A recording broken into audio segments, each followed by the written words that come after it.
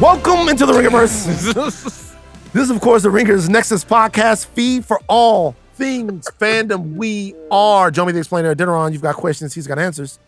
We are Steve, the architect, Ahlman, the builder and tinkerer of things. We are Old Man Van, he of the receding, resurgent hairline. We are Come Baby Chuck, 24-karat closer, a.k.a. the brunch hottie. We're joined by the Midnight Collective, Aleya, O'Brien, Zenieris, Arjuna, the Watcher, Ramgopal. Never has that nickname been more apparent. That's funny to you? That's funny to you? That made We you laugh? are Perfect Dark, Mr. Screeching Tire himself, Is that really video game? Yeah, it's a video. Rubber Burn, Jonathan Rubber Burn is insane. Kermah. Wait, what does that mean? What is that? They are the collective. We are the Midnight Boys. Jonathan, you know what? The reality is this.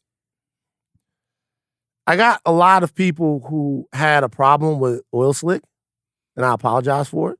But then a lot of people were like, It wasn't anything else that you said? no. A lot of people were like, we should go for more nicknames. Like Oh my God, we should have actually. We really shouldn't. That's not. Who are these niggas? Yeah. Who are you talking about? It's Vans Burners. Yeah. It's just Vans Burners. My brother said we should call him the Super Black Panther. I don't hate it. I don't hate it. I don't hate that. Sometimes you just gotta stress test them. Right? Okay. Follow us on socials, Insta, Twitter, Facebook, TikTok. Save Jomi's job. Jomi? It's also going great, man. All the clips are going crazy. You have some information about one of those clips. No. No. Not talking about it. You don't want to talk about that? Nah, I can't. Oh, man. About how Home State added me that was fun. for putting a burrito in my pocket. Bro, dude. Home State added you on the thing? In the comments. Wait a minute. Yeah, no free ads. No free ads. Well, Wait, did no you free get, ads no did free you ads get until we a did it. contract? Are you going to be a fucking Oh, my hosting? God. Listen, I can be bought. We're not on YouTube. You can watch every Midnight Boys House of R and Talk to Thrones episode on youtube.com/@Ringerverse. Like, comment, and subscribe. Oh, shit. You guys want to miss this. I've heard all about this video. Next week, you can look forward to some clownery with Charles. Okay? I've heard all about this video. I had a long conversation with Justin about this. Do not miss this video. Thank you to They're never going to let me make another video again. as well. No, I can't wait to see it. Next Thursday, the Midnight Boys will return to give you their reactions to Agatha and Penguin. Next Friday, Button Mash returns, celebrating the 10th anniversary of Alien Isolation. I want to say something real quick about Button Mash and being Falk and Lindbergh. Okay, so, I've been asked to be on Button Mash before, and it's been, they come on there when they asked me to be on there. So be on Button Mash, go on Button Mash. I actually asked Ben Lindbergh to be on Button Mash, and Ben basically told me to fuck off. Yeah. Have you been giving him his Ringerverse recommends, or you been ducking him? I have. By the way, the last Ringerverse recommends I gave, I was actually in character, which had a lot of people asking what was wrong with me. But People were worried about your health there. Yeah. I was in character, okay? Character? What was the character? The character was like a low energy van. Okay, But, people were like, yeah. this van okay. Right. Did you have your Vyvan? Post Vans. five. Been going crazy on the Vans. Jesus. I've been so up. I've been at Trader Joe's fucking making friends. But Ben, I want to come on Button Mash to do the Marvel vs. Capcom Fighting Collection, which I've been playing nonstop. I actually haven't played NCAA 25. It got you off NCAA. That's big for you. And This is growth. That's big for over you. 2 weeks. That's growth. Wow. How much money have you saved, or is all the money going into Marvel vs. Capcom? Well, I haven't. I don't buy stuff on those games.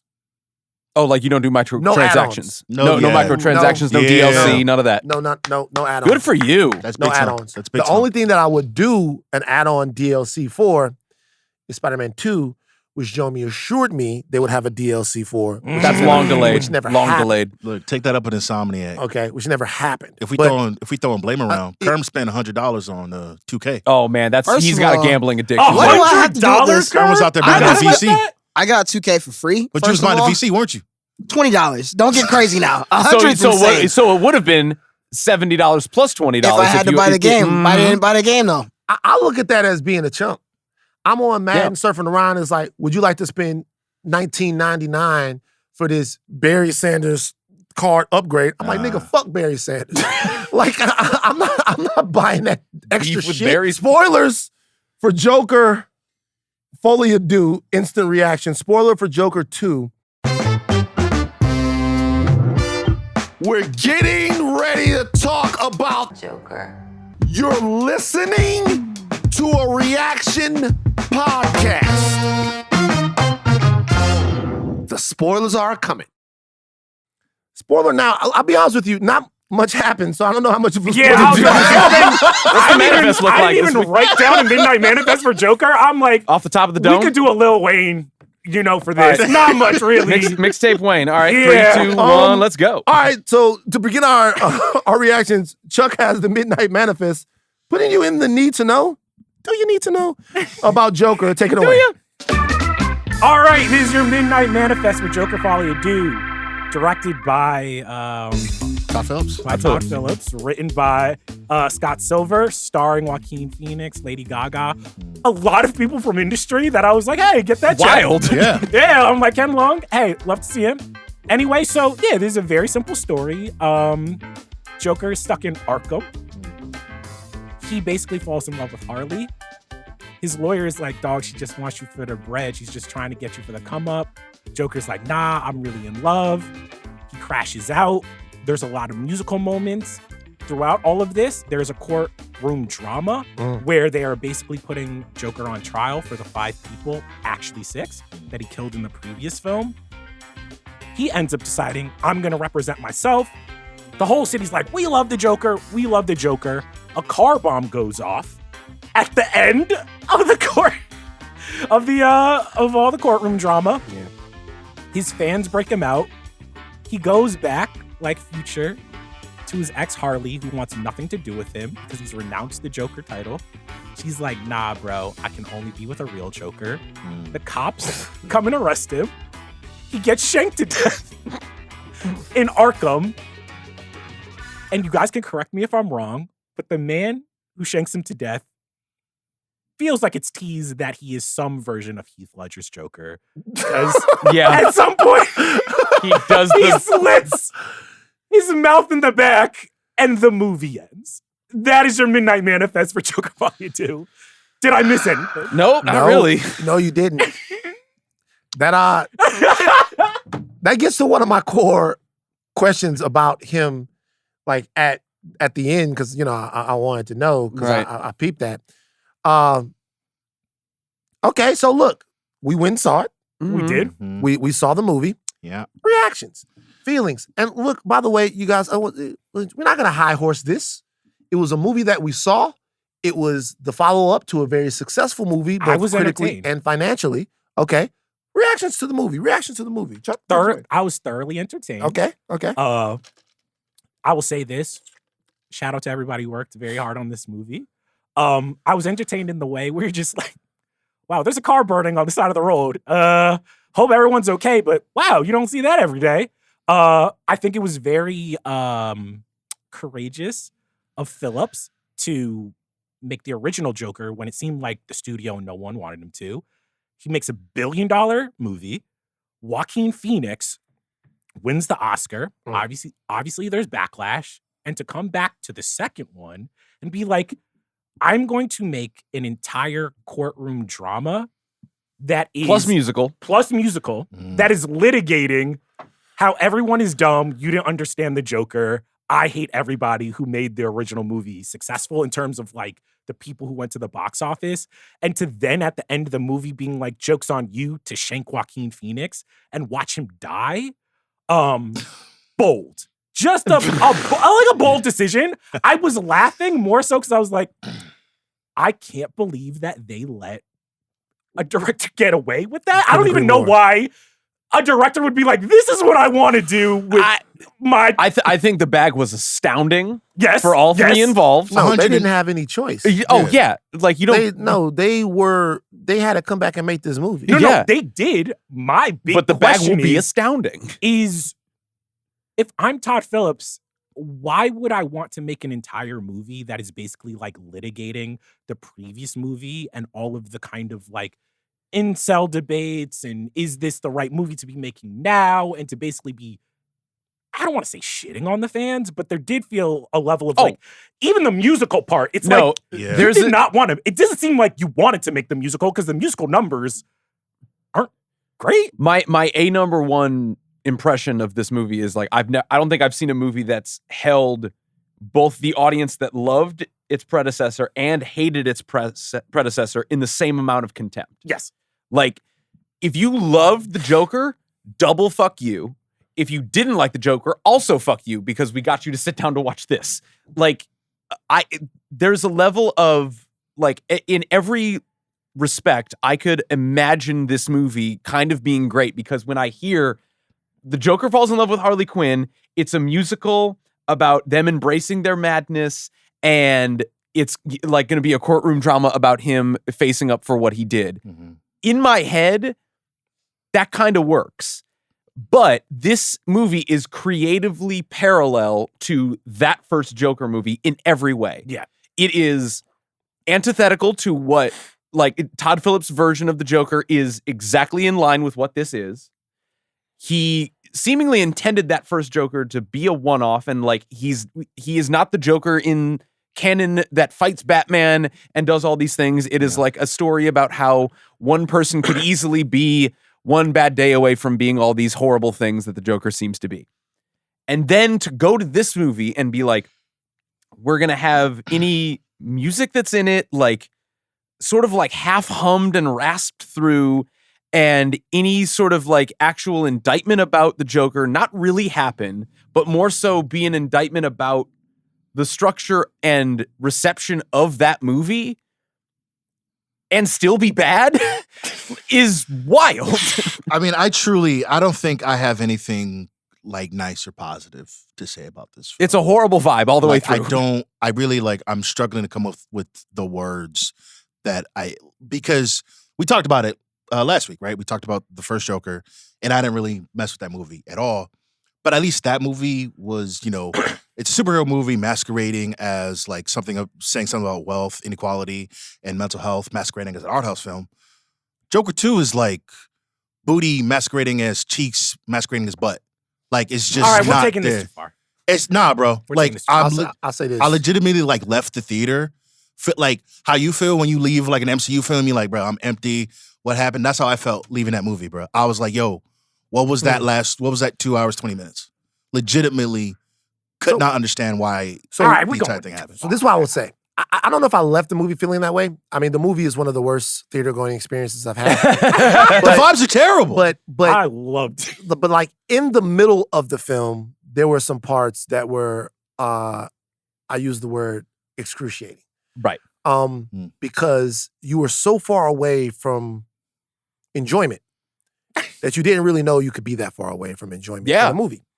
So look, number one, I think a couple of things. Number one, I do think they had to make this movie. And I'll tell you why. Really? Yeah. Yes. Absolutely. I think they said, hey, you guys took a film that we didn't invest a ton into, and you made $1 billion and you won an Oscar. We need you to come back and do it. Sometimes if you don't make that movie for the studio, they hold a grudge. But I'm wondering, though, if you do that movie to fulfill the studio's grudge, and then you very obviously, purposely piss in the studio's face, if it would have been better just to have not made it. And the reason why I'm saying that they're doing this purposely is because it's very easy to make a movie that people like. Yeah. It's very simple. You can make a bad movie that people like a lot, right? But to make a really hateable piece of high art, a really hateable piece of worthwhile art, is an incredibly difficult thing to do. To make a movie that's hard to watch, however, it is undeniably good, it's hard. Because it takes people operating in a creative space at their higher bandwidth, doing things that aren't very easy. Yeah. This movie takes things that are pretty easy to do and makes them very difficult to stomach. Like, it's not hard to make a cool song or maybe it's really hard, that takes you away, and like Lady Gaga sings and dances really well, right? You could have had Lady Gaga sing and dance really well, and we'd have been like, oh my God. You could do Star is Born. I'm entertained by that. But they didn't do that. No. They barely let her sing. Wait, can I ask you this though?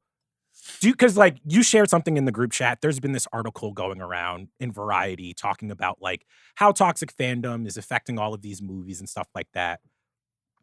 I do think this movie is a question of what you prefer. I think stuff like the MCU and Star Wars are closer to, we have guardrails as an institution. We have, whether it's fan groups, whether it's Folie, where there's all these people to make these movies, even if they don't turn out good, or TV shows. Right. It's going to be a level of quality where it's like, even if I leave empty, I'm like, well, that was a movie. Right. And then I think the other thing for the Joker is, it's like, you see what happens when someone has so much power in Todd Phillips, where it's like, I made y'all $1 billion, fuck off, I'm gonna make the movie. And obviously this had no guardrails, but it is artistically what I think he wanted to do. Probably. And it's like, we all left that movie being like, should there have been guard? And I don't, part of me is, I'm like, I'm glad I got to see it, even if it was not great.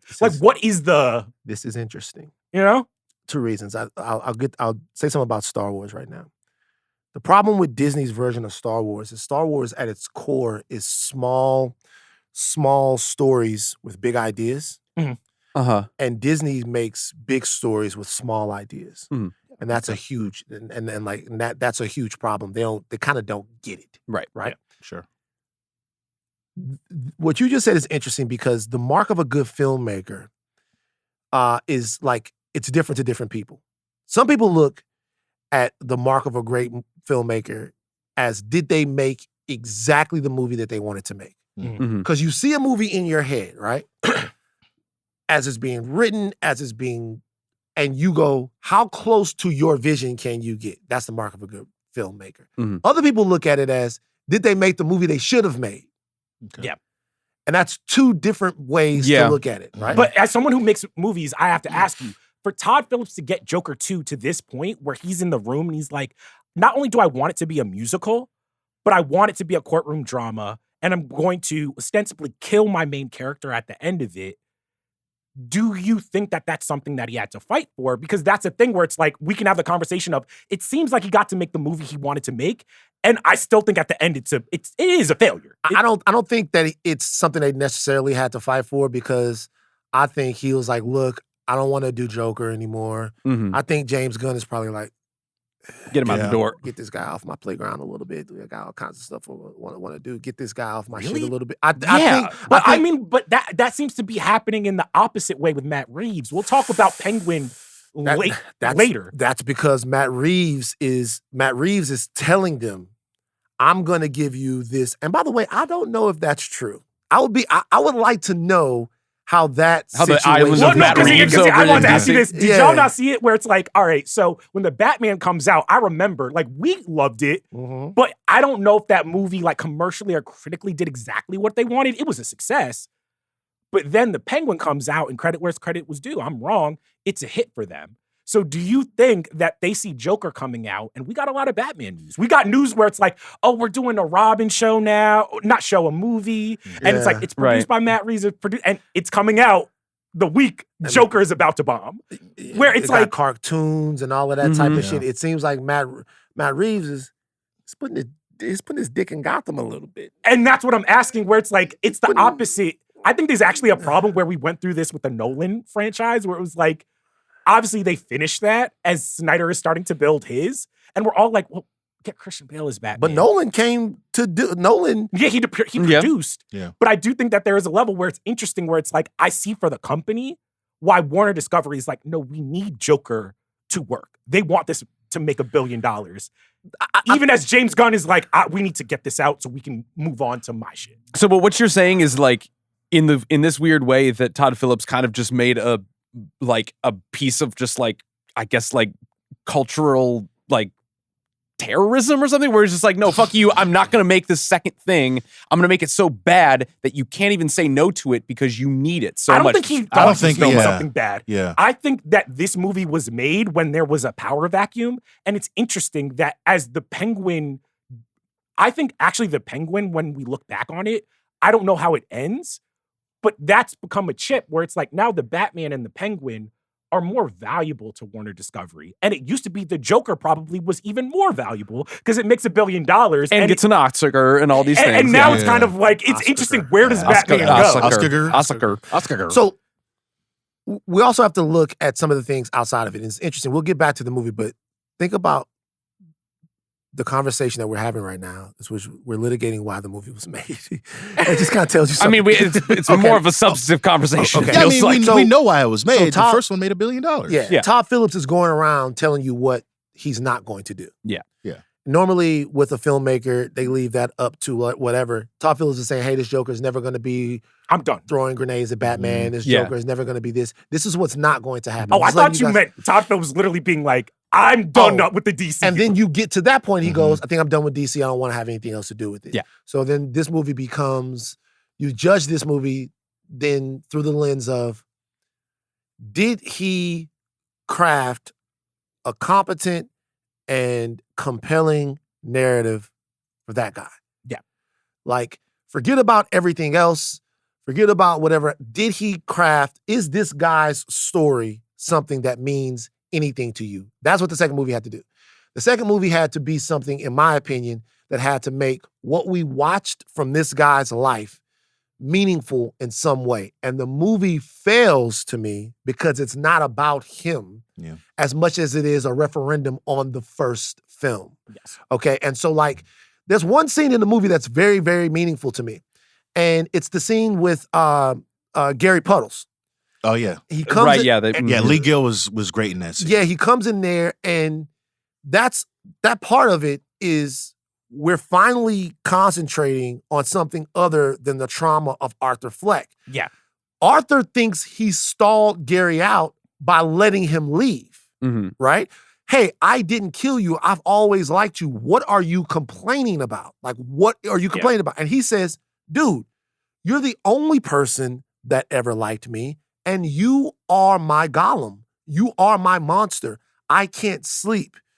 The theme of the movie after that, I thought was going to be how hurt people can hurt people. Yeah. But the movie is afraid to have that conversation. It never goes that deep. It never goes. It's the same as the first one. Same as the first one. It doesn't actually know what to say or how to say it. And like this actually, kind of to the movie's credit, it actually gets a little bit closer than the first one.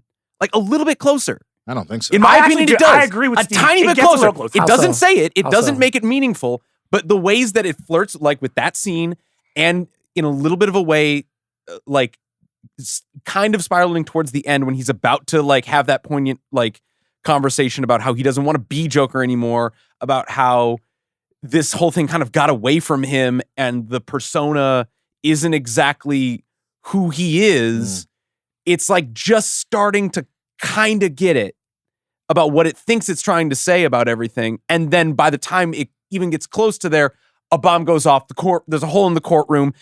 Harvey fucking Dent's face is half off. No, and it's not. It's not. Oh my God. I got so. He's bleeding. But his face is blown. He's Two-Faced. No, Wait, what's that actor's? What's Rob's actor's name? Harry Lottie? Harry Lottie, I do have to say we got to put him on accent watch. Like, the accent was slipping through the whole time. It's one of the most. He was putting on a Matlock It's one thing. of the hammiest conversations I've seen, the hammiest performances I've seen of anyone. The guy was dialing it up to fucking 10.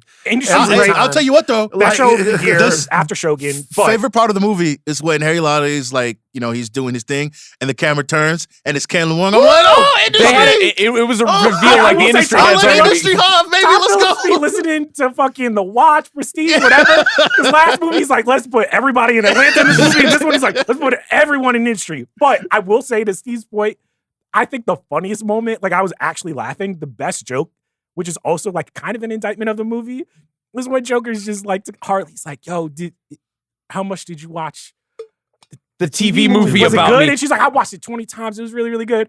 And then Zazie Beetz is just like, It's like, no. that awful TV movie. And That is pretty Joker meta. looks back at Harley like, told me it was good. And she goes, no, it's good. I'll have to say, like, honestly, like, I did laugh a couple times, and like, I think like 90% of my laughter was some of the banter between Joker and Harley. It wasn't like all great. The vibes were terrible. But when they're in the courthouse, she's like, yeah, man, I got all that money. I went and bought that apartment building. You know what I'm saying? We can live together. He's like, I want to go back there. Back there. You were laughing when he's like, I killed my you think mom? he's gonna have like a really like interesting thing to say to Puddles? He's like, wait, your name really? Mr. Puddles. I was like, And he was doing the foghorn leghorn accent. yeah. I was like, this is actually sir, the movie I wanted. This my thing about Joker is this. I laughed at a lot of this stuff. There was the funniest thing to me in the whole movie is like a straight sight gag. When he's in the courtroom and the camera just comes to him and he's in full Joker makeup. He's like, now don't do anything silly. No, I lost it. The judge was he's sitting there in full Joker makeup and the Joker goes, yeah, we looked at this and he can dress however he wants to dress. Which is like how? Where did they get the makeup palette? Where did they get the red suit? Where did he get any of these things? I lost it at that point. That was hysterical to me. I'm not gonna bullshit. But like in my mind, I'm like, oh, so like the cool thing would have been like, oh, he's representing himself and like he's just acting normal, but like the camera shows Arthur Fleck, but then we see the Joker in full Joker makeup. But it's actually just a real life Joker. You're doing more thinking about the movie than they did. I know, and I'm like, though, if we are going to watch, right? Yeah. Someone's descent into crime, right? Someone's descent into madness. I'm not saying that they have to be guardrails around movies like this, but to me, there's a compelling way to do it, and then there's a way to do it that is like completely sort of bereft, right? So when you see Taxi Driver, I'm gonna name all the movies that this movie has been compared to. When you see Taxi Driver, or you see King of Comedy, or you see Falling Down, or any of these other movies, what you see are real life things that have affected these characters, real structures that we deal with that have affected these characters, and you watch something that has real world stakes, and you come away with it reevaluating what your society and what your community actually is. Yeah. This movie depowers that off rip by putting it in a comic book world. Yeah. So when you put it in a comic book world, then you have to do extra work because they have something that we don't have in the comic book world. In the comic book world, they have people with amazing powers and amazing skills and abilities that come along and make guys like that less important. Like, all of the stuff that happens to us in society, it matters more because there is no Superman, because there is no Batman, because there is no Spider-Man. So in the comic book world, like that stuff is lower stakes because some guy can fly through the sky and make everything right. So if you're going to take me on a story with this guy with like a couple of movies, and it's going to be all about this and all about how it ends up, you just got to give me something more. You got to give me something more than what they just gave, what they gave us. You have to finish this off in a way that kind of makes this story like a little bit more concrete. Wait, but can I be if I'm being fair to this movie, I think that like where we've gotten is the Joker to me now holds the same place as like a Last Jedi. Or a lot of these movies where it's like, what you mean? Respect the Last Jedi. Like, I mean culturally, not critically. Okay. Where it's like the conversation that we had. A lot of people last week. A lot of people feel like you, where it's like that's not my Joker. You know what I'm saying? He needs to be like he's the clown prince of crime. He needs to be up to shenanigans, doing crimes. And Todd Phillips is like, I'm going to make a Taxi Driver King of Comedy with what is essentially a children's character, right? To do that well, you are going to have to push the action figure that we know is the Joker to places where you're like, that's not really my character. In the same way with The Last Jedi, people walked away with, yo, that's not my Luke. That's not when I was a kid. He's not doing the things that I wanted him to do. So we get to Folie with Joker, and it's like, now this entire movie is a referendum on, I tried to do something more artistic with the Joker. I tried to do my interpretation, and now I'm going to show you why everybody is wrong and I was right and a big fuck off. And I think a lot of these comic book movies are getting to that point where it's like they're chasing after something that is supposed to be maybe hot. They think it might be high art. It's going to be challenging. And I'm like, can you do that with this character? And I'm like, if you do it with the character, stand by it. Don't make a Rise of Skywalker where now I'm watching an entire movie about like, actually that movie was wrong or you guys were wrong. We're going to do this the right way. Point taken. I'll say this. I think a lot of these conversations lie in how much of the character is needed for the character to be the character, right? Mm-hmm. What if Luke had 15 hoes and they were out working on the streets for him? Would that be Luke Skywalker? What if when we meet Luke again, forget about the fact that Luke is no longer a Jedi. Luke is a pimp. What if we meet That Luke? What if we so dope. What if we meet? What if You wouldn't watch that movie? What if Rey meets Luke Skywalker? Oh my right? God! Don't. And Rey meets Luke Skywalker, and she walks into this thing, and they're playing, and there's a little flute playing, and Luke goes, "What's up, Mama?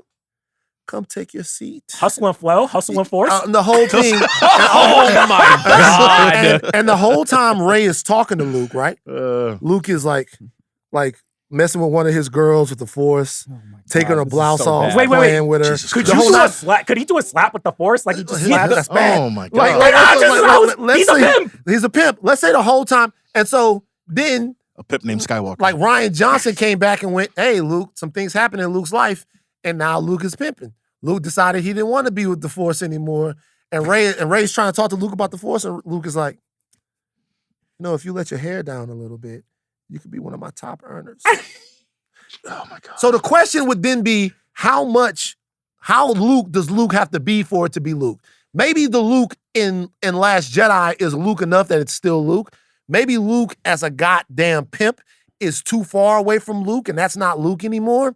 But that's a question to be had. That's an argument that I think can be had in good faith. I think with this particular Joker situation right now, you look at what Matt Reeves did.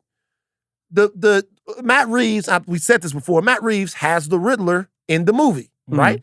The Riddler in his movie is an anarchist serial killer, right? Yeah. But he's doing the riddles because, like I said before, He's got to riddle something. you got to do the riddles. You gotta do the riddles. Right? Yeah. This Joker is just a dude. I mean, That's but real the intent- sad. That's gone crazy. But Sad no, dude. the intent by Like- the end of the sequel is that question of, like, artistically, I think it is up to Todd Phillips to make this, where it's like, by the end of the movie, I took away where it's like, Arthur Fleck is just like, I don't want to be the Joker anymore. He is just a guy. He did just have a bad day, and he's taking off the makeup. And when he does that, Harley and the world are like, absolutely not. Get back in the Bad role. day, he killed 5 people. I know, but that's the. But Yeah, like, But by the end of the movie, what I took from the interpretation of him getting shanked and then the guy laughing, I was just like, oh, is this supposed to be a story of, well, technically this guy was maybe the first Joker, but the minute he tried to stop being that, it became so perverted that there's always going to be a Joker now. I was just like, that to me is like, it's a worthwhile question to ask. It's not an entertaining movie to watch. So this is the way I look at it in terms of the movie, if we're going to Batman the movie. The way I looked at that movie was Arthur Fleck's character and what they made him mean, breaking the dam for the rise of the supervillain in Gotham. Mm-hmm. Because those people, there's an act of, the entire time we're watching the first Joker, there's no major act of crime that we see, right? Yeah. There is the death of the Waynes. Mm-hmm. All of this is crime that we can understand as far as it being reflective in the real world. Well, he does kill those people in the subway, and Right, then yeah. that like, does sparks add to the civil myth of unrest. like, I know, there's but- this but- Joker running around. But that type of stuff is stuff that, like you see here a lot, right? You see it's part of the crumbling of cities and societies and stuff like that. Murders on the subway, murders in the alley, all that stuff. Gotham is known for big, huge crime that's for all of these philosophical reasons, basically terrorism. Like most of these guys that we're talking about, I mean, the Joker is a terrorist, right? Yeah. And so at the end of the movie, when they blow up a courtroom, right, to free him, these are the grandiose criminal desires of different interests in Gotham. Yeah. And it seems like a dam has broken. And people want to make bigger statements in this city. They want grander, more supervillains. That's what Harley is looking They for. want That's Arthur what- to be the Joker in the courtroom. They So- want him to be the symbol. So because of that, he kind of created the idea of Joker. the Joker. Yes. And so that the guy that kills him, either the guy that kills him at the end is somebody who wants to be that, or the baby that Harley has in her stomach. Wait, no, that they didn't actually have sex. I don't think they did. Okay, It's imagined. real quick, can we just talk about the It's whole? imagined. No, okay, Oh my right? God. Can we get this like Am I wrong? ISO for all of what like I Gaga really don't and know. Harley Quinn is doing here? Because like for I want to say at least half of the movie, I'm like, he's imagining her in his head again. Nah. Like, I could have sworn that because I'm like, there's no way that she can just set fire to a piano and like walk away and the guards let me into your cell. We could have sex and I could put makeup on you. What? But no, like there's no way. Up in No, Arkham. so Yeah, no, it's Arkham. here's how I understand I was just chalking it. it up to Gotham being Gotham. Yeah, sure. So I But thought, also she's rich. I guess. So being that she's wealthy, she might have paid her way. But if it in. did I the don't- whole, I don't know. Well, I remember, think so. she like admitted herself, right? She was like, Yeah. "Oh, I'm crazy." I think basically how I understood it is Harley is real. yes, yeah, right? all these The real. minute he gets into solitary, I think Todd is doing that thing where it's just like part of the Joker's thing, and they talk about this in the courtroom, is that he has these fanciful ideas of relationships. Mhm. So I think he was imagining that he had sex with Harley, and he's kind of like going to I thought the more imaginative stuff was in the parts where like you see like a big like 1940s sound stage and they're actually singing songs. Yeah. Because that's too. Because That's obviously- that's obviously that's obviously imagined. But imagined. like anything that's like seemingly taking place in the real world where they're not actually singing, they're just more like. Well, I think like we're that. I think we're big braining it because it's I not hate that imagined. I'm doing that. Sorry. because she was like, "I'm pregnant." Do you know what I mean? He didn't she imagine. wasn't, but she's a liar. We know, but we know she's a liar. But you can't say that without having sex, right? You can't. And then for him to be like, "Oh, okay, this is a thing that I have to deal with now." If he imagined it, I guess, yeah, he could be crazy enough to be like, "Oh yeah, that makes sense." But I ultimately think like what's imagined are the musicals, and what's real is what we're seeing on screen. And what's real sucked, and what was imagined sucked too. Well, But- can I ask this before we get off the Lady Gaga part?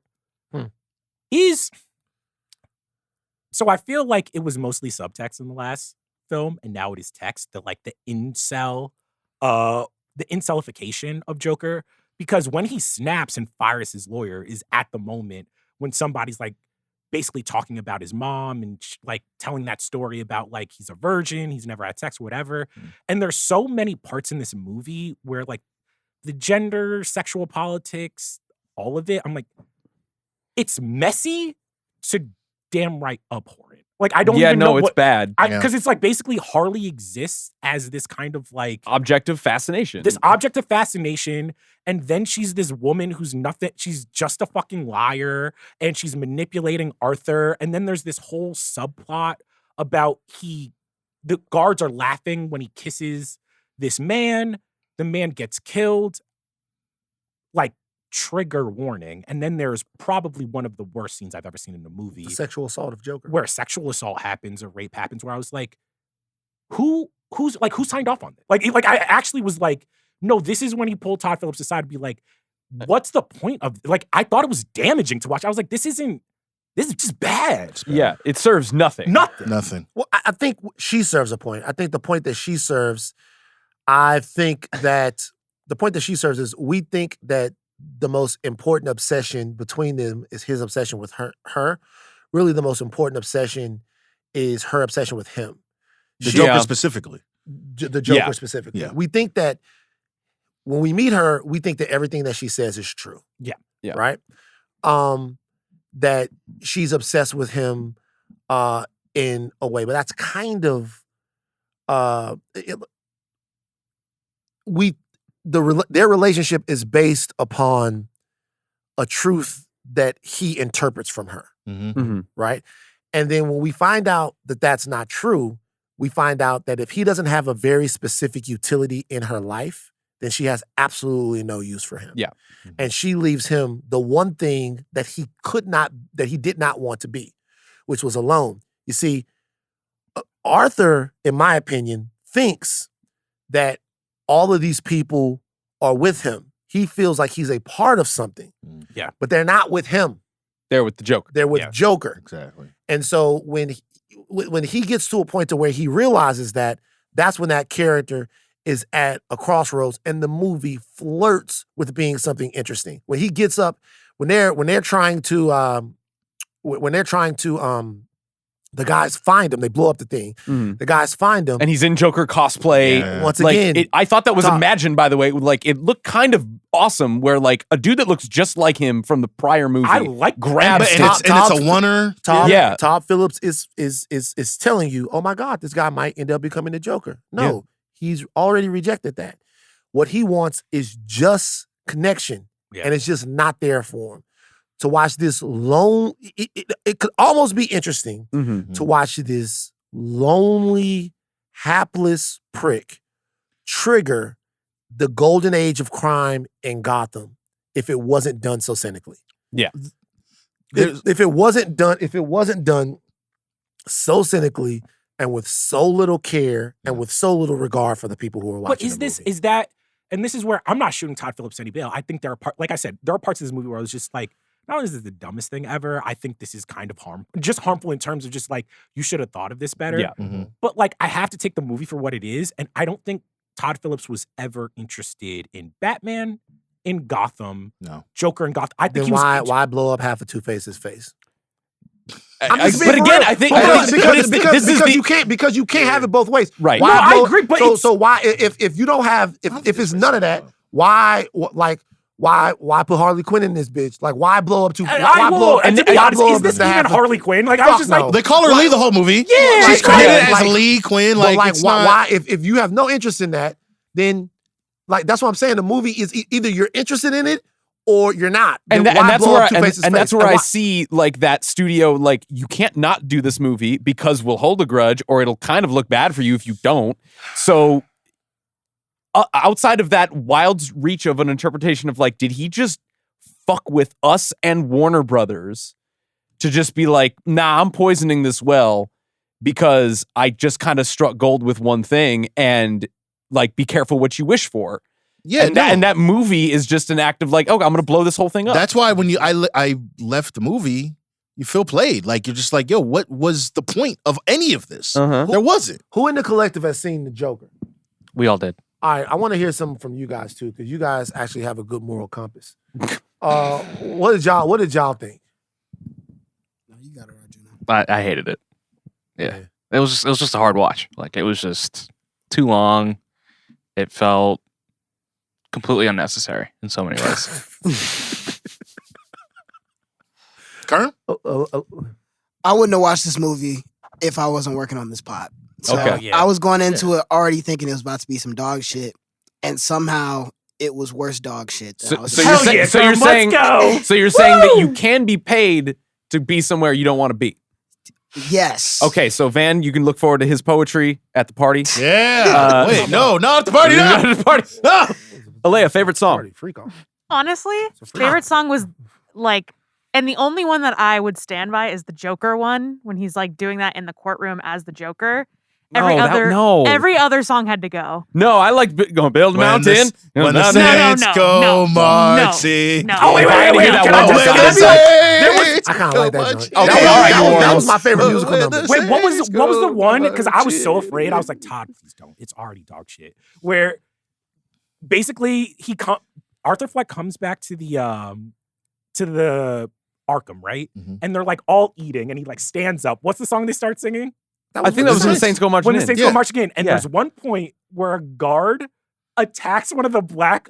Yeah, because he's into it too much. Yeah, and he like puts him in a chokehold. I was like, Todd, please don't turn this into like a cop is about to murder this black man. Yeah, like I literally thought we were like 5 seconds away from this being like not just a bad film, but a film I would be like, guys, we cannot. This is morally actually talk about. If it makes you feel better, they didn't kill a black man. They did kill another white man, though. They did right after like the hard thing that happens to Arthur Fleck. And then they're like, that was pretty hard to watch, guys. Would you also like to see the guards murder a gay man? I'm like, what the fuck is happening? It's meaningless. It's for nothing. Nothing. Yeah, nothing. It's for nothing. It doesn't mean anything. It doesn't go anywhere. It's for nothing. And it's so hard to imagine. Even the musical numbers in this movie, Sonny and Cher situation, Yeah, all yeah. these different stuff, it For what? don't make one fucking bit of difference. And I think they did look good. They look good, but I think the worst part for me about the musical numbers, the fake TV show was funny. That looked good. The fake TV show? Yeah, like But they did this the is- fake TV Oh, show. right. Get banter. I think the worst part of the musical numbers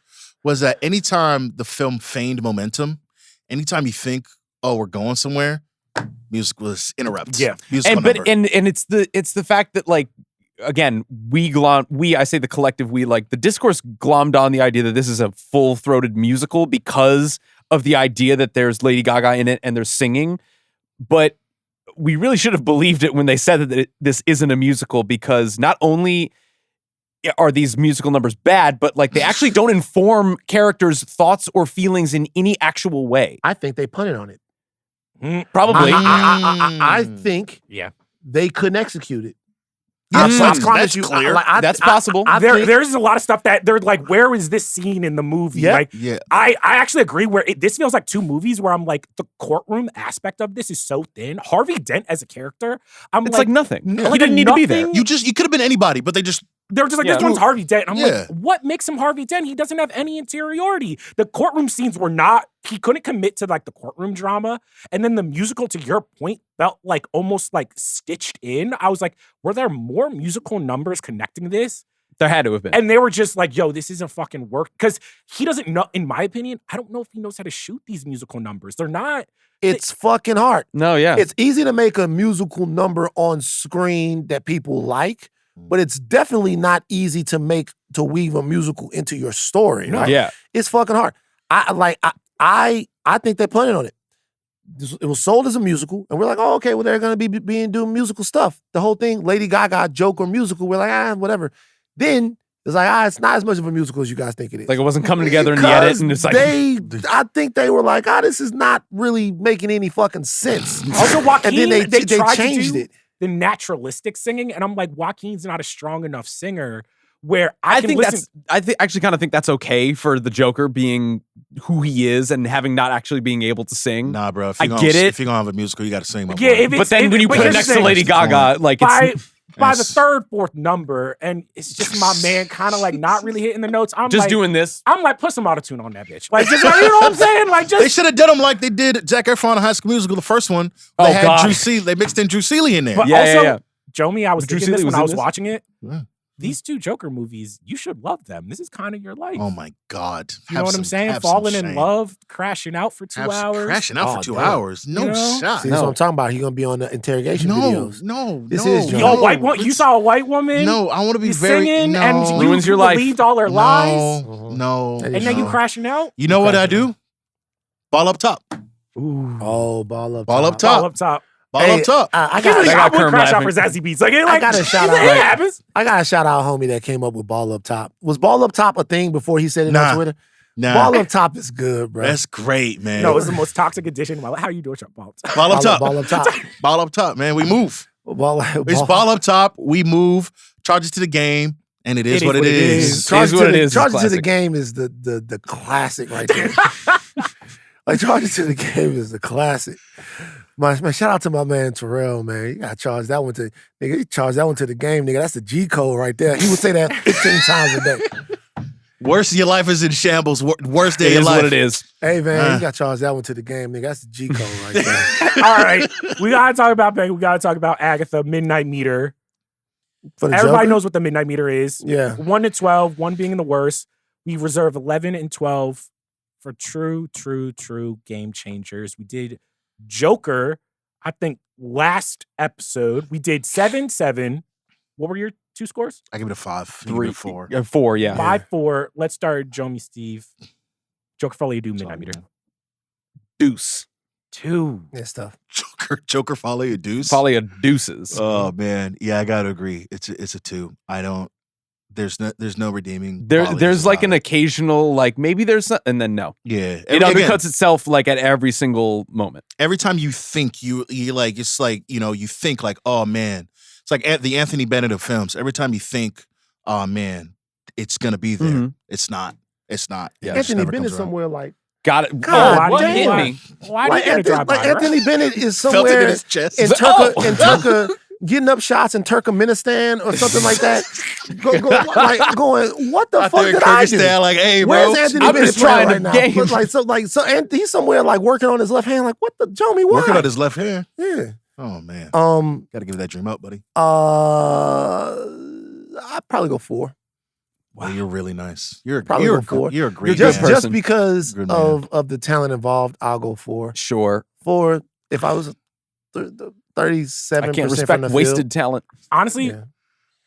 I'm gonna go 4 too. And Yeah. I think you have to go 4 just on a technical level. Yeah. Where it's just like this movie looks better than your average superhero Yeah, it's movie. just- The performances, like, even if like the movie doesn't work, like Joaquin's too good of a like he has too many moments in this movie where I'm like, that's still Joaquin Phoenix. You know what I'm saying? Like even Lady Gaga. No, like, I'm not too precious about honestly, if I'm gonna be real, the performances in this, the way it's shot, the way it looks too good for me to be like, this is the worst superhero movie I've ever seen. It's just kind of the that. Yeah, dumbest and and the I suppose that's cruelest. the It's mark of a just- true actor because they have to believe the stuff that they're doing is great and that they can elevate it. But I guess what? Even the great Joaquin Phoenix and the great Lady Gaga can't polish this turd. You guys are dinging it culturally too, though. You Yeah, guys, y'all are like, it's the woke No, thing to do. I'll treat it with the same It's amount the of bad woke thing. faith. It's the that it- woke thing to do. Yeah, Ding no. it. I'm like, And listen, hey, if to anybody thinks that I'm a bleeding heart liberal soy boy that doesn't get it, like watch Soy this boy. movie. soy, whoa, whoa, What kind whoa. of What are you Reddit talking threads are you Where- on? Hey, yo, Joe? Steve, What where you are mean you by on the that? internet, Soy boy? boy, Soy man. boy's crazy. Hold on, R what's- slash what's- conservative for hold on, Soy Steve. boy Yeah. is crazy. I gotta. What's Like, if Don't you tread on think that me. Soy if you think boy. that I'm like I predisposed to don't know not Soy like Boy. this movie, go ahead and watch it and be like Harley Quinn and see a Soy thing that you boy can't meaning. fix. Soy boy is a pejorative term online communities doing to describe men perceived to have lacking masculine characteristics. The term bears many similarities and has been compared to the slang term cuck and low T. What's There's a lot going on. What message why are was you- you on, Steve? I just- Why would you Open your know internet. soy? I Why heard- would you know soy boy? I heard it once and it was just like, yeah, that's a Where dumb. are you a Yeah, soy boy? I've been, What? yeah, somebody was Fucking- trying to fuck with me. What? Yeah. Jesus. Oh, no, we gotta ride it I'm out. about to Steve say, is yo, no Steve said- soy boy. Yo, Steve, No. get the ad, bro. Let's run it. What, like Steve? Let's run it. Steve is the opposite of Internet's a soy crazy boy. place. You're a soy man. Yeah, it's all protein here. Yeah, that's man. That's I nuts. never heard soy boy until just now. That's crazy. That's nuts. No That's- one is more online than me, and I haven't Right? heard Yeah, soy that's a boy new at one all. for you. That's nuts. All right, All we right. got 2 4s, 2 2. 2 twos. 2 twos. Y'all Two, really two. harsh, man. It's 3. Hey. I mean, literally, I left the theater, and I almost said something crazy, but it was like I was empty, bro. I was Welcome like, to my life. what was what have like literally what led me in life to this specific moment? How did I get here? I mean, I express it with gratitude. Because Yeah, well, if we're taking the glass Dog. half full approach, which I'm trying to do more, sure. I would rather watch a superhero movie where the directors and the writers got to do 100% of what they wanted to do. You can't say that didn't happen here. and it Surely did. and it blew up in their face because I'm just like, well, that's at least interesting. Versus, you can tell after the director's not giving interviews, the writers Yeah. it went Sure. through 4 writers, and you're Yeah. like, we got a more competent movie, but we got a more boring movie. What I'll say about this movie was sometimes boring, but it was Mhm. always entertaining to me. You 'cause I want was just like, okay? goddamn. So you want a spicy turd rather than unseasoned chicken? Hell Is yeah. what you're saying? Here's the thing. It's all, I would rather watch a burning car than watch a compost. Okay. One is more entertaining. As long as somebody's not in the car, which we were. At the cost of us. At the cost of what? Yeah, many check-ins for Agatha and Penguin. We will start with Agatha. Cool. 4th episode. Light spoilers. Run it. All right. No manifest. No nothing. We're gonna do a more robust kind of mid-season check-in coming up here next week. But we're gonna just check in with Agatha and Penguin because these are 2 shows where the vibes seem to be high. Let's go to Agatha first. 4th episode of Agatha in the 70s, Mm-hmm. making songs. Yeah. That thing came back. You know who I'm talking about. All right. That thing. That's her new nickname, Miss Thing. Okay, we Okay, can just that's call her Rio. Aubrey Plaza. We can just Yeah, call her no. Aubrey Plaza. Miss Aubrey Plaza Miss Miss Thing. Plaza, has if you will. returned. That heat. Yes, Let's Rio not do in the Miss show. Thing. This thing is AKA terrible. This thing Miss is Thing. Miss Thing is brother. also for Black ladies, and we can't, because Puerto Rican is, whatever. But so what I'll say is this: Not whatever. I'm Uh, gonna start hiding my identity. She pops up as the Green Witch. Agatha seems to be a show that people are. There's a level. There's a level from enjoyment mm-hmm. to tolerating. Okay. It seems to be. No one says that Agatha is bad that I can see, but There are some people that are enjoying it a lot. Mhm. And then at the other end of the spectrum, it seems to be like, it's on and it's not offending me. Where do we stand right now after 4 episodes? And let's talk specifically about what we thought about this episode. I'm greatly enjoying it now. Greatly enjoying I really am. And I'll tell you what, it is the fact that Aubrey Plaza's in this. Because her chemistry with Catherine Hahn is crackling and like legitimately magic. Like I really think Marvel whenever needs. I hear the first syllable of crack, I thought that thought it was going somewhere else. I'm from the South. No, thank you. All right. I thought, because you could say that. We can't call anybody that, but you could call someone that. It would be racist if we called it. Wait, it's not racist if a black person calls a white person a cracker. Okay, I'm with that. Well, you say the R to R, or do you say with you the say A? cracker? It depends. Is it cracker or cracker with the E? Well, when we're having a more like philosophical discussion about it, I'm gonna say cracker. Okay, right, academic. But cracker is like cracker. Cracker cut me off the street. There's a term we used to use called cack. Oh, I don't like that. That's gotta be on a list somewhere, bro. Yeah, man. Yeah, that's gotta be on a list somewhere. Crack ass cracker. I might steal it. Well, here's the thing. Steal it. Like you need a. Arjuna's very upset. We're like, we just don't know Google about it this right one. now. Let's What does check that the mean? list. Check the list. We'll get back to Agatha. Here's the thing. If I call a white person a cracker, you know what I'm saying? There's not like that's not What are you really gonna gonna do do? anything to them societally. If a white person calls a black person, and it's any which The reason why we don't care about stuff like that is because like we care about stuff in America that matters, right? So Well, sure. if a black person is racist to a white person, they don't get to do the electric slide. If a white person hates a black person, you don't get a house. Yeah. It's different. You know what I'm saying? Different It's like, it's not levels the of- same. It's not the same thing. Yeah. Okay. You can't come to the cookout. We're going to Mastro's, nigger. So like they don't need to come to the cookout. But like when we get racism, we can't eat the right food. We can't get along. You can't get along. You Anthony Mackie. Yeah, you can't get along. Can't get Like I was in along. Avengers. Save You the know? universe. Save the world. You help save the universe. They really should have had a black guy and not give him the loan. God. They really should have had, because I'm sitting here like livid. I'm like, do you know niggas that was flying around with this? But to be fair, Give him that fucking loan. it would have been more true to life because it would be a black banker that would have saw Falcon and be like, man, I was about to go to the league. Fuck your loan. Like I could have been Falcon. Yeah. You know? At the same time, he want to go back to his supervisors and be like, I told him no. that Avengers shit don't matter to me. You can't Avengers me. I'm one of y'all. Avenge this credit score. Wait, what? So, Whoa, what? all right.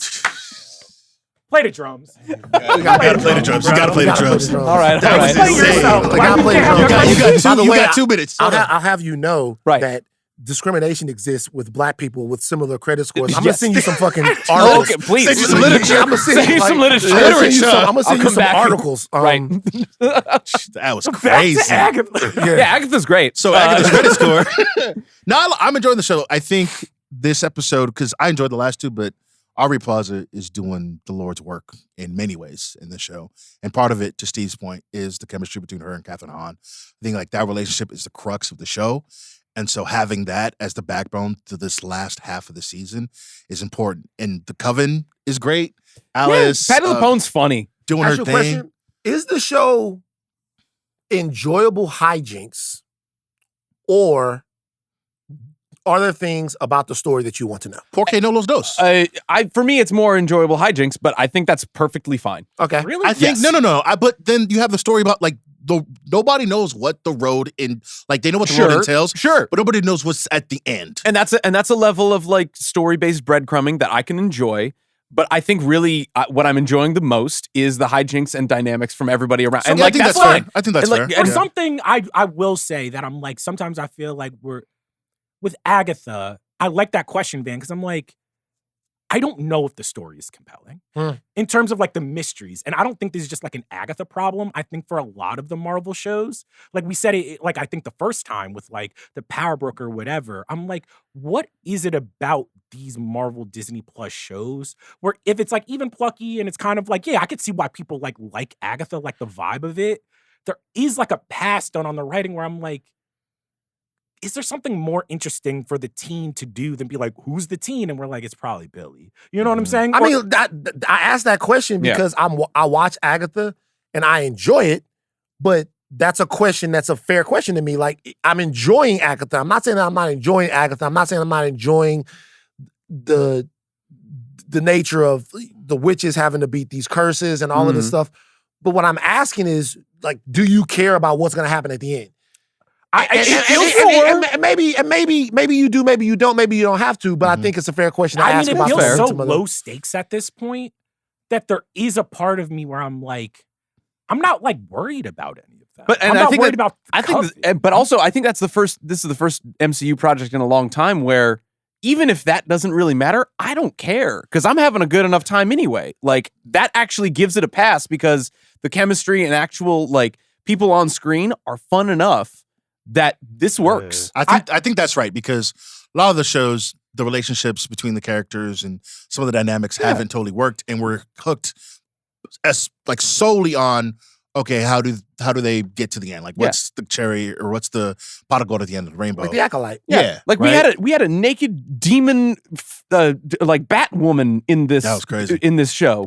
And I was like, this is kind of nuts. It was wild. Made me I was a little scared. But I don't like that. I think the chemistry between Rio and Agatha and the entire coven, their like conversations, all that stuff works. So we're coming every week to see them.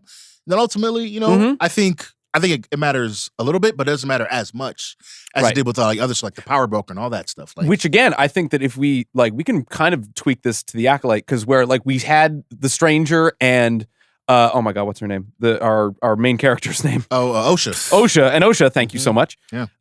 Black woman. All right. Black woman. That chemistry that we had. Soy Boy, Steven, you can remember Soy Boy. You can't remember Osha. Steve on. I really do. Yeah, it's a hard drive. Have you been part of the nerd fan group? Administration. Like credit scores and the whole nine. I know what they think. You in those meetings with the rest of the nerds being like, I really can't help my kids. We don't want a black Jedi, y'all. Okay, we don't. Oh my God. That's why. You know why Steve has been called a soy boy. That's what. Yeah, because he does the podcast with us. Bro. That's why they calling him a soy boy. That's why you know what that is. That's why you looking up people's credit scores and all that kind of stuff like that. I'll show you my credit card. I thought it's immaculate. I thought that so I don't know if you guys saw the article where like studios are trying to like talk to people about like like social media boot camps. Yeah, not the social media boot camps, but like studios are like, yo, you know, we want to have we want to meet with like fans and stuff. Oh right, to like fan proof the movies. Steve was in those rooms and they're like, yo, like we don't want no soy boys on this show. You were in the racial chat room showing feast. He was on the racial chat room showing feast. We don't want no black people. And that was my peak. We don't want no black people. We want no women. And we don't want no soul boys in the show. Hey, man. I'm not going to lie, Steve.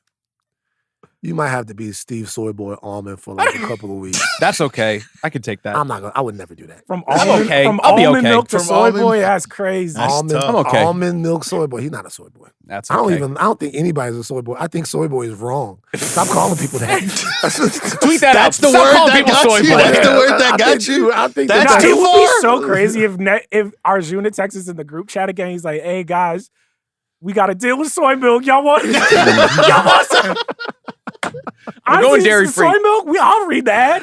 Yeah. Oh my God. But no, I think the leverage from Osha to the Stranger that we had, like that chemistry was like the most notable thing that the Acolyte had. Sure. And that story was so high leverage and so important that when that was undercut or wasn't there, we realized how bad the show was. I don't think Agatha's going to make that mistake because it seems like this is committed to keeping everybody together because it knows where the strengths are. The show, Agatha it's a low ceiling, high floor show. Yeah. Mm-hmm. And so the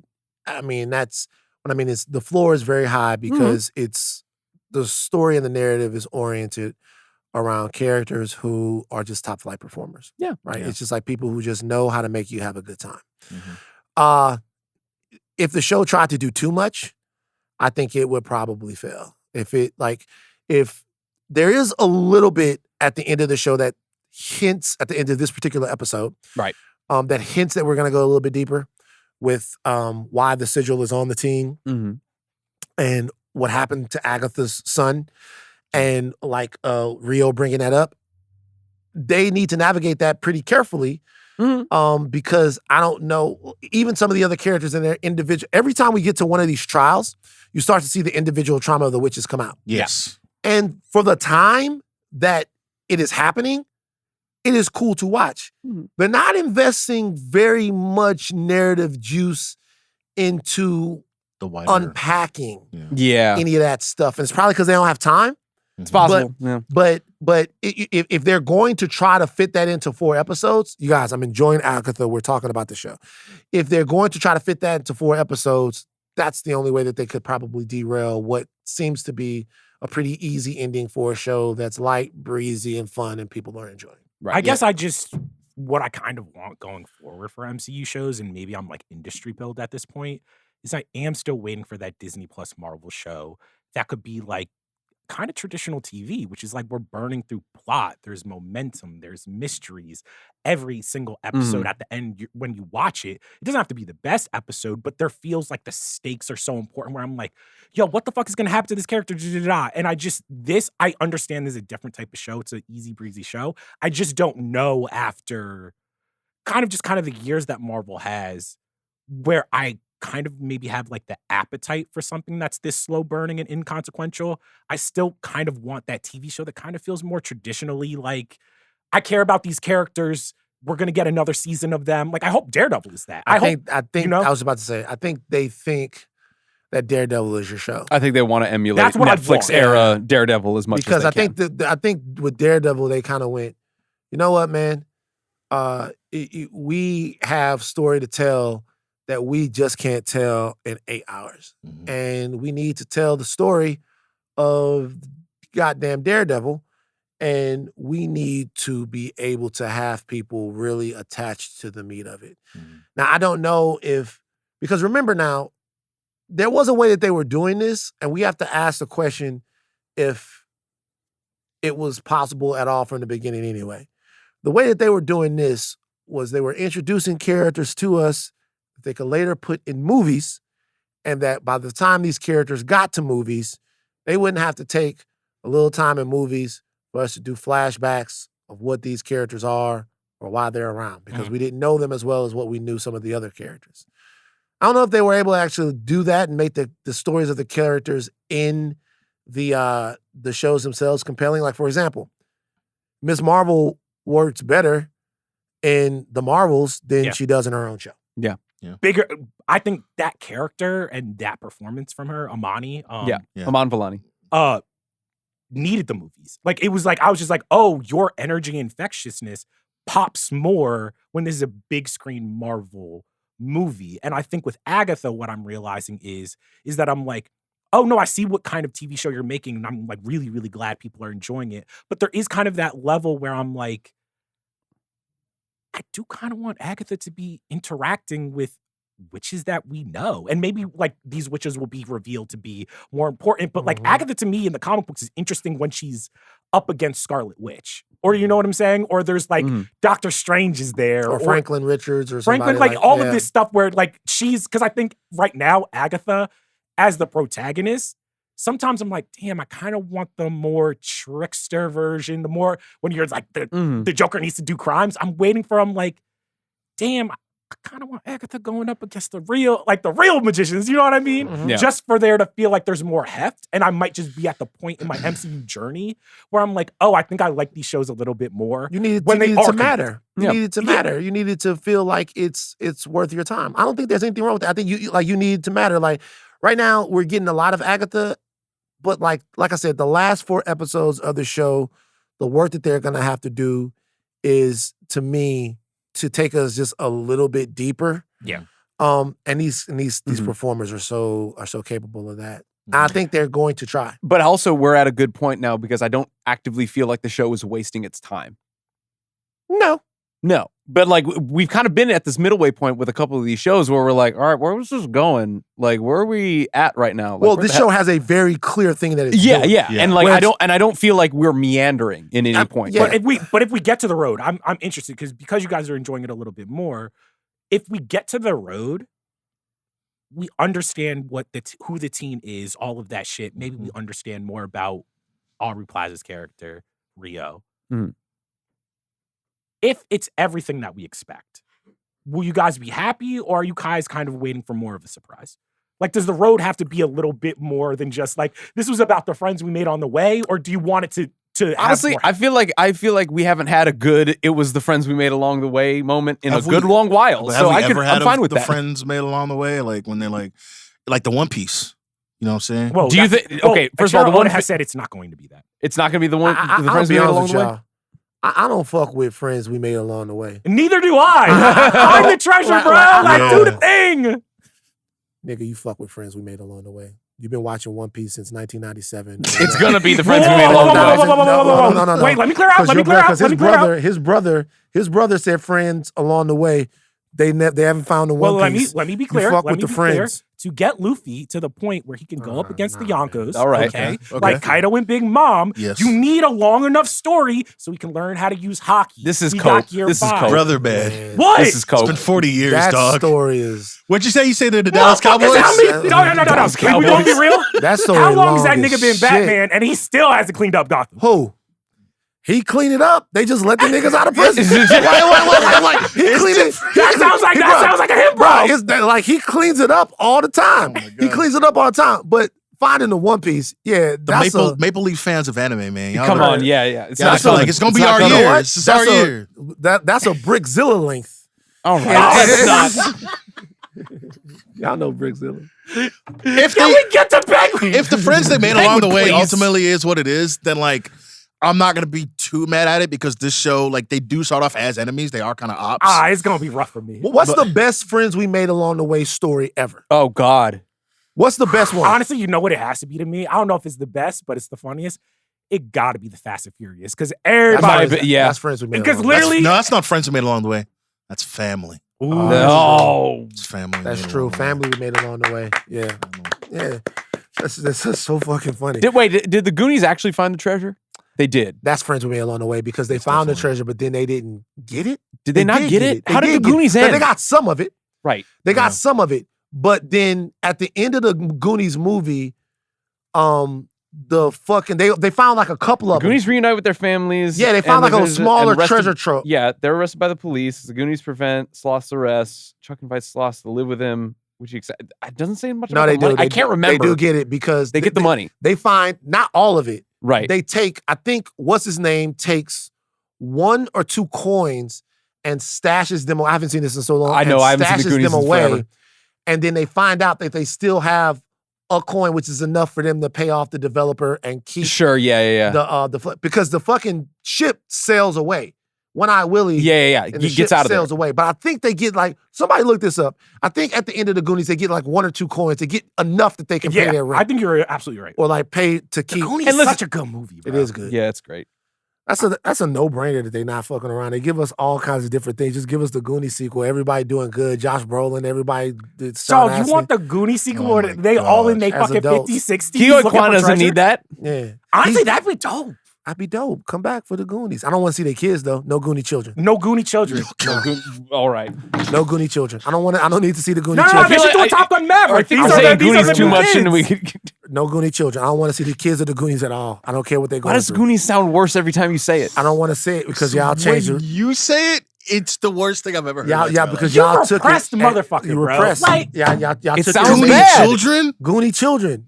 Y'all took see in the 80s, we took the Goonies and being a Goonie as something wholesome and amazing, and then y'all generation got it. Yeah. Y'all so sex positive and judgmental. I'll be honest with you. I think Gen Z, as woke as y'all are, Right? I Which think- I'm not. Well, you're not. You Gen Z. definitely No, not. definitely not. You're as fuck. a fucking millennial. Yeah. But I think you guys are the most judgmental ones. Y'all always looking for people to be trashed, to kick out, to like. We're cancel culture. Wait, in this? Here's the y'all thing, are y'all are the did you most go to judgmental the ones. Joker screening with them? No, I didn't. No. So who went to the Joker screening with Steve and No, he. I Went, saw it by myself. I saw it with Aleya. Aleya? Was Jomi bricked up during the sex scene? Nah, he I gotta call definitely HR was. on that one. Oh, You can't ask me shit like that. Are you kidding me? Are I you know actually Thank you for drawing the serious? line, If Aleya. during that scene, Good producer. I'll tell you, I was in that thing like, hey man, no way. That's disgusting. Jomi, I will was say, in that Jomi thing, was talking to himself most of the screening. What? Which is like Oh. the weirdest fucking experience What? I've ever had at a Aleya, screening. I do Aleya, that. can I tell y'all something? Kalika hates this. Jomi will be in a movie. Jomi, Kalika asked I'm not gonna ask what she asked about Jomi, but she was wondering if Jomi, when she first went to a movie with him, she was wondering if everything was like Okay. It's definitely not. straight. She was looking at him like Arthur Fleck. You A, like a definitely little not. bit, because Jomi will be in a movie and he'll be like navigating look the at that. movie, talking to the movie, doing like this to the screen. Exactly. Like, oh, He's like in a flow It's state. the hand Like, he's- gestures, He's like, and he'll like verbally be like, "Oh, come on." Yeah. It's like, Oh, quiet. one of these. Be quiet. Jomi's in the Yeah. movie doing You like think this. you in Megalopolis talking to Adam Driver? Bro, You I'm just telling you. Like- He's like narrating the movie with his hands and his At least it's better than somebody being like, "Hey, watch this part." Nah, like especially when I'm not messing with it, or I'm trying to put it together, right? I gotta like. Sometimes you see me, I'll sit up. I've seen you get mad for real at a movie. I'll be mad, I'm not gonna sit there and be like and just take it. Like especially in the Joker, I knew that was gonna happen, but I had to get through it. Yo, what the fuck? I have to. Jomi said, "I'm not just gonna take it. I'm gonna throw it back." I gotta be in the theater. Like so. Like when we saw Multiverse of Madness. Don't put your hand on me after you said that. Jomi said, "I'm not just gonna take it. I'm not a Jomi ain't no pillow princess at all." Oh my Damn, God! wrap it Jesus up. All right, Christ! Joker. Not Penguin. Joker. Penguin. Penguin. 4 episodes into Penguin. Two. 2. 2 episodes. Well, into because Penguin. remember, it dropped on Thursday, and then they waited to like what They 10 had to get days. industry out of the Sunday night spot, and now Okay. they put in Penguin. Yeah. Yeah. Okay, so second episode of Penguin, we see Penguin deepening his connection with the Falcone daughter, but also having big time problems with the Maroney family. Mm. We see the guile and the wit once again of Penguin. Where are we at with the show, everyone? I think the show's operating at a level that I wasn't expecting it to. I'm honestly like, it's weirdly like it surprised me. Like in that episode, he stabs the guy who was gonna snitch, right? And then they call everybody up, and you think he gives the knife to the one guy, right? Like he fights with him, and you think like His main nemesis. yes, Yeah, you yeah. think he's got the knife, and then it turns out it was the other dude. Mm. You know what I'm saying? And I was like, oh, I didn't expect that. That's really okay. Penguin, I see what you're doing. And ultimately, it gets to a point where Sophia's like, actually, bruh, you've been trying to get this whole thing cracking. Let's do it. And I'm like, we're starting to see like the Penguin become the guy who can go against the Batman. If that's like the goal of the show, that's what the show's like set out to do. Mhm. It's absolutely accomplishing what it needs to do. I'm having so much fun with it. Again, it continues to impress me in ways I didn't know it could. And I honestly can't wait to watch the next one. Like, it's doing a great job. I'm trying to think of a show that's like done this many good like scene to scene work to like just enforce a foundation of a character.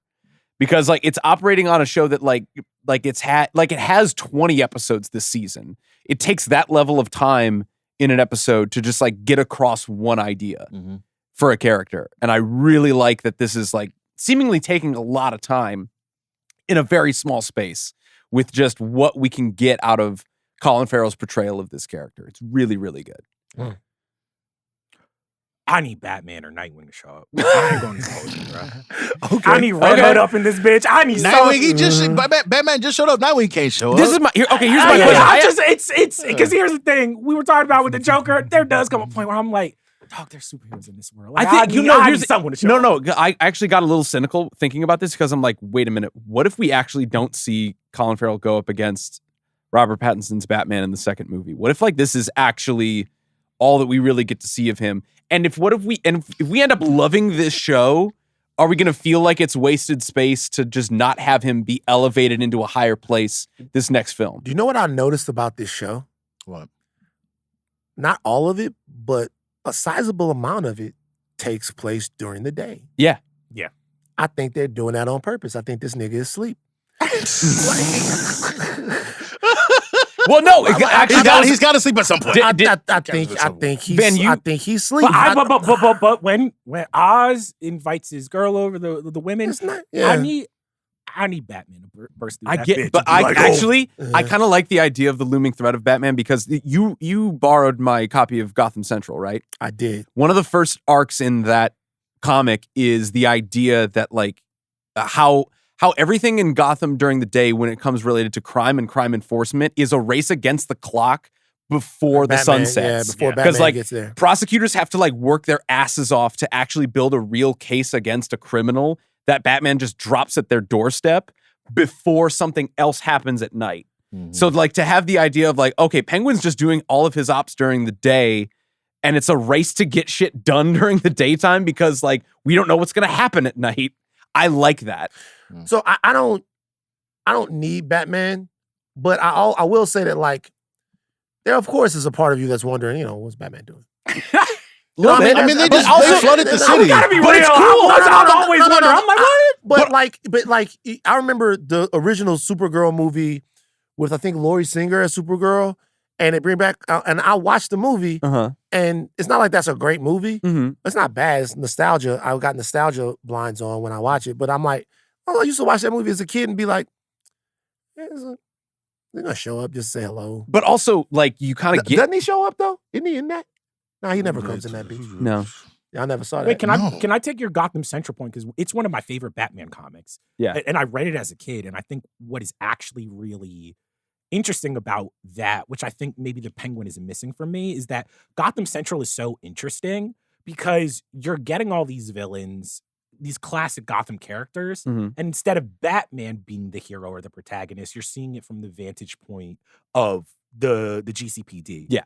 In this, I think what I'm missing, and I think what maybe it's coming, is I'm like, I feel like there needs to be a force against Penguin that's not just the other crime families. Like, right. Part of me is just like, could we have gotten, and I know this isn't great criticism, be like, what, but I'm like, sometimes I'm like, where is Commissioner Gordon? Is there a run named Montoya? Is there a character that isn't? Well, see, I think that's interesting because I think when I watch the show, I feel nothing but forces pushing down on him all the way. For sure. They're doing a good job to me of making him seem like the underdog, which is part of the thing that impresses me about the show because he's always been such a powerful character. I guess for you, it's more important of which forces are pushing. Well, so here's the thing. I think going off that is I'm like, and I think we started talking about it with the Joker. I think this is when like the comic book lore starts to bog this stuff down. And what I mean by that is like when you watch The Sopranos, there is a level where you're like, Tony Soprano's gonna be fine, but there's cliffhangers which is like, damn, like you don't know how far Tony's going to rise. And for me, I know Penguin is gonna be the Penguin. You know what I'm saying? Like I know where he's headed. So there is a part of me where I'm like, they are doing a good job of putting like forces on the Penguin and him having to struggle through it. But there is a level of me where I'm like, I know he's going to be fine. So the stakes still do feel relatively low. I don't necessarily think that he might be fine. Like, are you operating under the assumption that like we might see him in Batman 2? Is that what you're like kind of operating under? Something that either he is going to play an element or I don't think the Penguin is going to die at the end. He doesn't need to, but there is a level of me where I'm thinking of, I'm like. You feel like he's relatively safe from most of the things that happen in this. I actually don't think that. You know what I remember about The Sopranos, and I'm rewatching it now. People believe me when I say I rewatch stuff. I fucking rewatch it. Shut the fuck up. It's actually a little different than how you explained it. What The Sopranos does, particularly at the beginning of the show, is go to a great length to make you believe that no matter who is in charge, that Tony's actually running things. Yes. And I actually missed that. Like, at first, Jackie's in charge, and the fucking kid who gets killed, Christopher's friend who gets killed. I know who you're talking about. Because they won't stop Jack and Junior's trucks. Yeah. Mikey. Is it Mikey? He gets killed. He says to Tony, he says, "Come on, everybody knows that you're running things now that that Jackie became the Kimosabe," which is not funny, but that little scene was funny. I'm sorry. Right. And then Tony kicks him out. It's not Mikey. Mikey is Junior's driver. I can't remember who this. Brendan. Okay. Brendan. And then even when the captains are sitting around having the discussion about who's going to be the boss, they're all asking Tony to do it. And Tony's saying, I don't want to do it. He's trying to get somebody else to do it. Then they give it to Junior, and they're talking about how Tony is kind of still running things.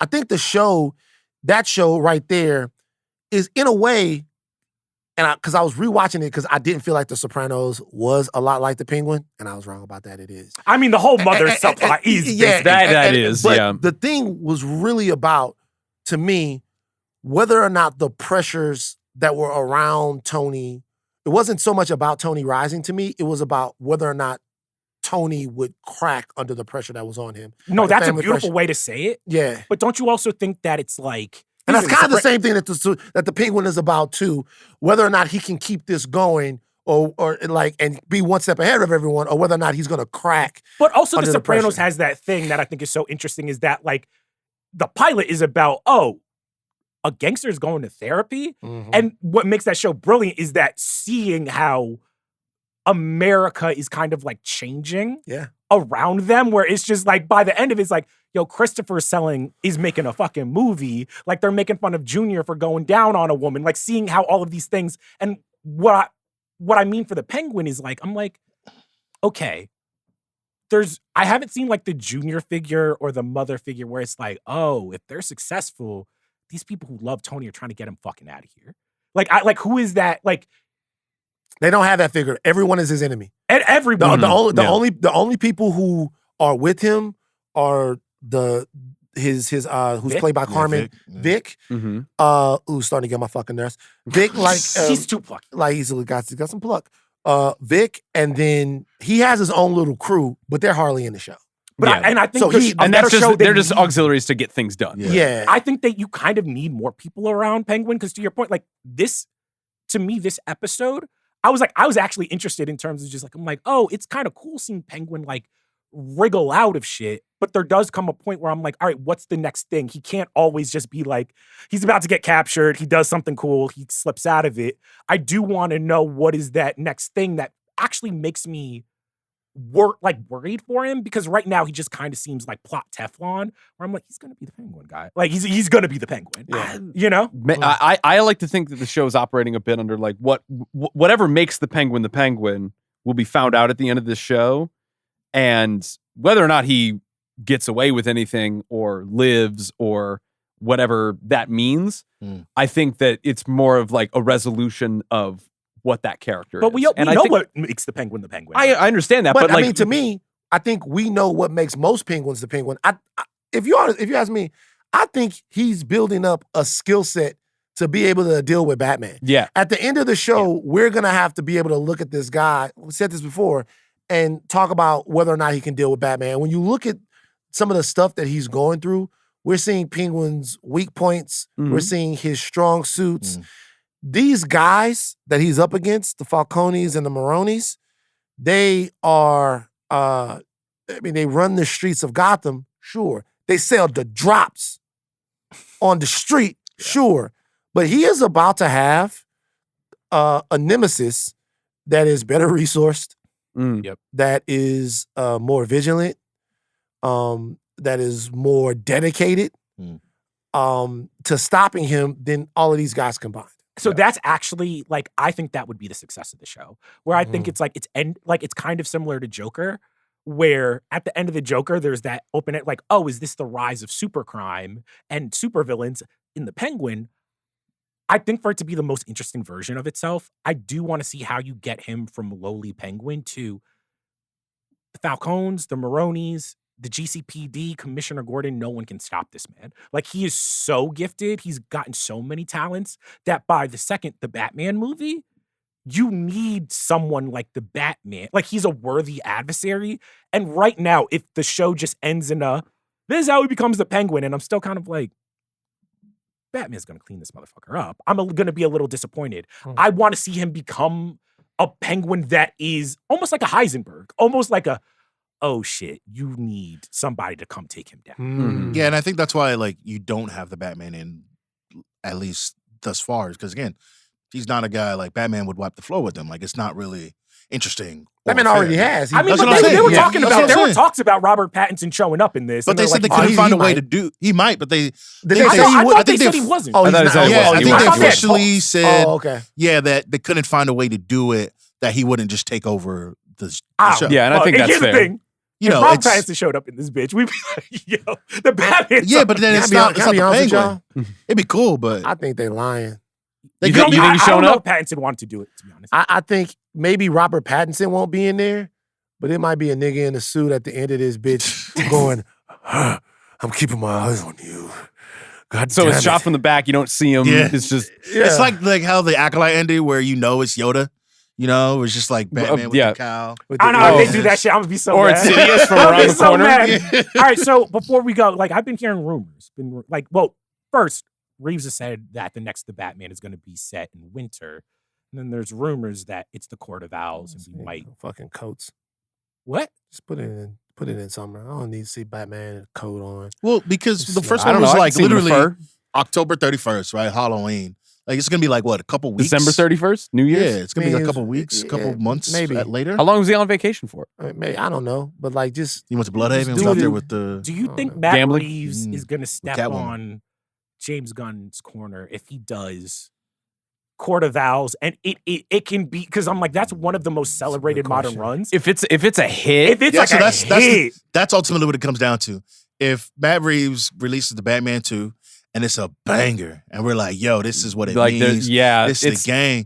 James Gunn got to start looking in the mirror and be like, hey. The Penguin keeps the trajectory where it's a hit, where it's like, oh, I got it. Like, I made the Penguin into a hit, and then you got a Dark Knight level kind of sequel in a Court of Owls movie. I do think it's a different conversation. I get. Honestly, I think that's fine. Like, you could have a separation of church and state a little bit. Be like, hey, listen, the Batman's over here doing his thing, and then James Gunn's playing with the shiny toys over there. You're going to confuse the lay people. I think so. You are going to confuse. If you got the Court of Owls and then you got Damian Wayne and Bruce and a different thing popping up, I think people are going to be like, You're going to confuse the lay people. You're going to confuse the lay people. They're going to be like, especially if Superman is a big hit and everybody goes to see it. Batman shows up, but is this Batman? I thought this was Batman. Batman. You're going to confuse the lay people. And at some point, James Gunn, who wants to Feige out this entire thing, it might get a little. That's what I was gonna say. Like, do you step on the product, right? As like, if James Gunn is like, I want to do this kind of Batman, right? But Matt Reeves out there making hit after hit with his Batman. James Gunn not gonna do that type of Batman, though. James Gunn he'll do the fun. He's gonna do the 60s. I think he's doing Batman and Robin more. I think he's going to do more of a Guardians of the Galaxy, very pop comic booky version of Batman. And Reeves will probably be the more serious, dramatic. I gotta be honest with you. I like Reeves as Batman, bro, but God damn, we gotta throw him a birthday party, bro. He gotta, you know what I'm saying? Cheer up. Like he got some coffee. We gotta do something. Like, but here's the thing: the Penguin is a hit. Reeves is probably like, dog, they doubted me. Like I'm back on my Penguin. Nobody believed in me. Nobody believed in me. It's the Planet of the Apes. The Penguin got some. The Penguin got some joy though. He be making jokes. He be making jokes, and he's a little wink and a nod. We haven't talked about this. This is a brilliantly acted show. Oh yeah, it's amazing. No, no, it's not here. Okay. You have some of my favorite actors in this. Who's the lady? Maloney? Christina Maloney. Yeah. Malati. She's amazing. She's doing great. But there is a level of sometimes. I guess the rhythm and beats of this show is a little cartoony. Like it's like there's a part of me, and maybe it's because if this was a Max show, I'd be like, oh, it's a Max show. I'm like, dog, this HBO, bro. This is the home of The Wire. I think that's an unfair comparison. You're comparing it to like some of the best film shows ever made. I think the show is impeccably acted. But yeah, I agree. I think Colin Farrell, I've said it before, he disappears to the role. It's the Penguin. And we're not gonna act like the Penguin and don't call it the Penguin. You know what I mean? It's like when we just had a whole thing about like the Joker's not the Joker. Stand on it. Stand on it. Stand by it. I think motherfuckers like I need the Iceberg Lounge. I need everything decorated. I need an ice skating rink. I need a monocle. I need the penguins. You need the umbrella. I'll be honest with you. I take that point. Umbrella guns are cool. Umbrella guns are cool. Umbrella fire, flamethrower. This is why I say. This motherfucker is waddling. Yeah. Okay. Yeah. He is waddling. I'll say it's all right there. Little flavors. He's talking like this. He's got waddling. He's doing the whole thing. It is different. Yeah. Right? It was kind of like when Jared Leto was a Joker and he was like, All right.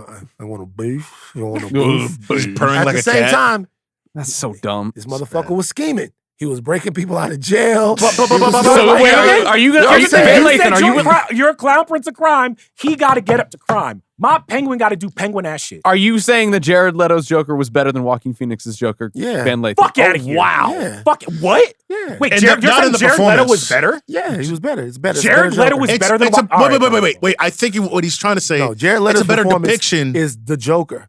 I'm gonna hurt you really. Wait. What? Wait. All Are right, you? Wait. hold on. I want to be very clear. Hold on for a second. I don't want any I want miscommunication. I want a beef. Are you saying that Jared Leto? I shouldn't touch you. You don't I want want me to touch. a beef. Are you saying I want beef. Jared Leto's Joker is a better depiction of the Joker than Joaquin Phoenix better the Joker? What I'm saying is or is it better acted? No, Joaquin Phoenix actually this was better depiction because I want a Okay. beef. Okay. All right. Depiction. I Depiction. don't want a beef. I like when he says that. Y'all remember when he said No, that? I don't we remember. I remember when he I said saw that. the Suicide Squad one time. I want you want a beef? Enough is I want a enough. beef. Are they gonna give up on Harley Quinn soon in these movies? Harley No, Quinn has not well, had a because hit Margot movie Robbie yet. was. Hey, Margot Justice Robbie was for- doing her thing. That was a good movie though. Justice for Birds of Prey. No, but It's a here, good movie. The Good second movie. Suicide Squad I'm just saying hit at on this a point, little something. bro, they whiffed on how many Harley movies? But she was a cultural thing. Though. Yeah, no, she was became great. a She big is like thing. the TV show's popping, but I liked Birds of Prey. Birds of Prey was I like awesome. I like you're Birds of Prey. lying. That's a I good thought it was movie. tight. That was I cool. still can't finish it, bro. Shout out to the host. Ewan McGregor's in that. He's great. That was tight. Black Mask, come on, man. Come on. I like that movie. It was great. Is that It where he just- met his wife, his new wife? Oh. Is it? Yeah. I don't know what you're talking Maybe. about. Huntress? But I will say, I will say that like I like that movie, but that movie proved to me that we maybe were a little bit Mary Elizabeth premature on. She is in that. Yeah. Like we were a little bit premature at that point at anointing Margot Robbie as this major, huge, hyper A-list star. Because if she was that, she should have opened that movie. She didn't. Now she opened Barbie, Yeah. Mhm. and That you know, was a it's big- phenom. Yeah, that's but big, there's a huge lot deal. of things going on there But too. Yeah. but if she would have been like the gigantic can't miss Julia Roberts-esque, when Julia was doing her thing, Julia opened her fucking movies. So And does she this? did- she should have opened that movie. But She this didn't. Harley movie- does better post. I was about to say. she could do a Harley movie now, and it would. Yeah. Because It I would also still do think, good. Yeah. I also don't know if Margot Robbie knew how to be a superstar yet, if that makes sense. Where it was like she was still kind of growing into how to like be that, and I think right now she kind of has the tools and just the cultural capital. Where, Oh, she absolutely does now. Yeah, What she could do. if Yeah. it comes, I think if Birds of Prey comes out after Barbie, it's a different conversation. Yeah.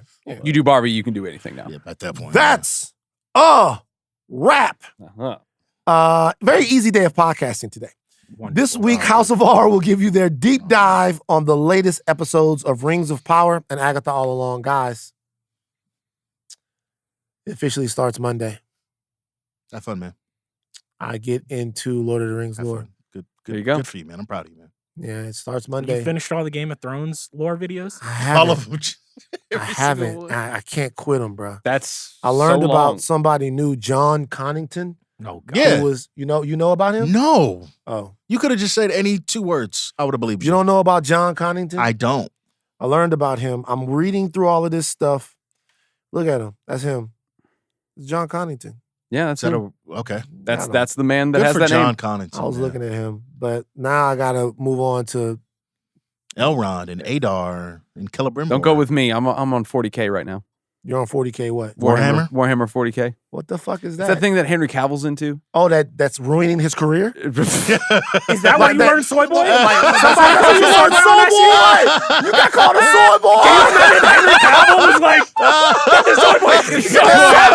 Get this Soy Boy off I'd have to eat that if Henry Cavill called me a soy boy. I'm You not have to taking that. eat I'm not what? taking You have to that. eat what? Oh, shut up. God, you gotta eat Henry Cavill's my Warhammer. Lord, This bro. is terrible. Jesus Christ. No, sex positive. Hey, No, no, man. Sex Sex positive. Sex positive. Eat that soy boy. Is Make that, sure is you that how get you would somebody apologize? I want to Just let like, Henry Cavill talk to me like that personally. That's fair. But Boy, I talk so much shit to Henry Cavill. If Henry Cavill was trying to troll me, I'd have talked. Like your Superman was. Hey, when your Superman movie coming You up? should be happy you got a job, nigga. Wow. Shout out Corn Sweat. Wow, you jumped ship already. Hey, somebody get Corn Sweat on here to play Warhammer. You don't talk to me. And got your ass right out of here. Henry Cavill, we will Wonder get what at you're Henry coming Cavill. up. I do think if we want to do more interviews on the Midnight Boys, we got to have an intervention for Zachary Levi. My man's going out so bad. He's going out so bad. No, Zach, man. Zach, why, man. Bro. Zach, just stay out of it. Nah, Zach, come to the pod. Like, we'll. Zach, we would love to have you on the pod. This is an open. This is an open. I want Zach on the pod. With Zach on the pod. Zach, come to the pod. Come to the pod. Ask, but you got to come ask Shazam, because if not, I'm not going to be able to talk to you. This week, House Folie. This Friday, Button Match will be back. Okay, next week, you can look forward to some clownery with Charles. Next Thursday, the Midnight Boys will give you their reactions to Agatha and the Penguin. And next Friday, Button Mash returns to celebrate the 10th anniversary of Alien Isolation. I don't know what that is. Oh, it's a game. It's a great game. Scary game that like dropped on the PS Store like for free or whatever. Facehuggers? Yeah. Basically. But on today's show, thank you. God damn it. Our producers are Steve. I can't do it to you. The architect Ahlman. Jonathan Super Black Panther Kermah. And Aleya O'Brien Zenieris. Jomi Adeniran's on socials. Hashtag no touchies Jomi. Yeah, no touchy. No touchy. Stop getting touchy-feely. Additional production from Arjuna Ramgopal. Chuck, take us out. Penguins love to waddle. We always podcast with joy. Shout out to the Midnight Riders and all the Soy Boys.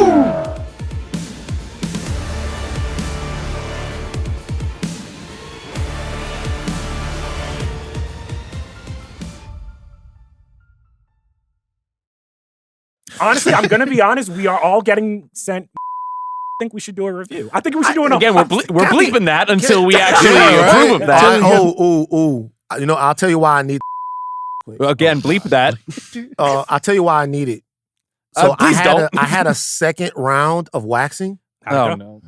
Fucking disastrous. Oh God! 40-year-old virgin disastrous. I literally, did they just stop? So the first round of waxing I had couldn't have gone better.